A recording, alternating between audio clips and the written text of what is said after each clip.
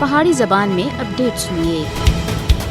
ایک پاسے خواتین دے عالمی دن دے موقع اتے حسب معمول بھارت وچ خواتین دے حقوق دے حوالے نال لمبی چوڑی تقریراں اور بلند و بانگ دعوے کیتے جا رہے ہیں۔ دوئے پاسے پورے بھارت وچ بالعموم اور کشمیر وچ بالخصوص خواتین دے حقوق دا جنازہ کر دیتا گیا ہے۔ گزشتہ 32 سالاں تھی جڑا سلوک بھارتی درندہ صفت فوج سن کشمیر وچ کالسریاں دے نال کیتا ہے، اس دی تفصیل جان کے پتھر دا دل بھی پسیج جلسی۔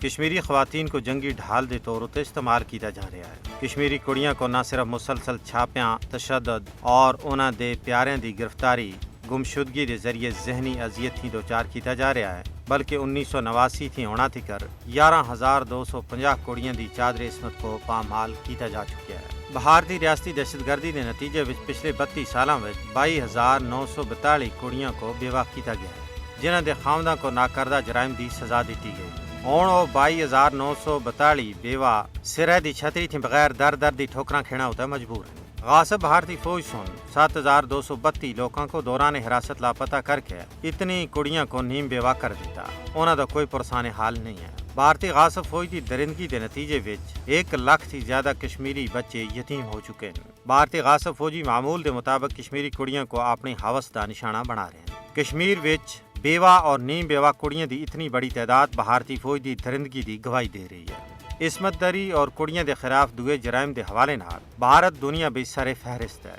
خواتین دا عالمی تہاڑا اس گل دا تقاضا کردا ہے کہ نہ صرف کشمیر بلکہ پورے بھارت وچ بے گناہ کڑیاں اتے ہونا والے ظلم و ستم دے خلاف آواز چائی جلائے۔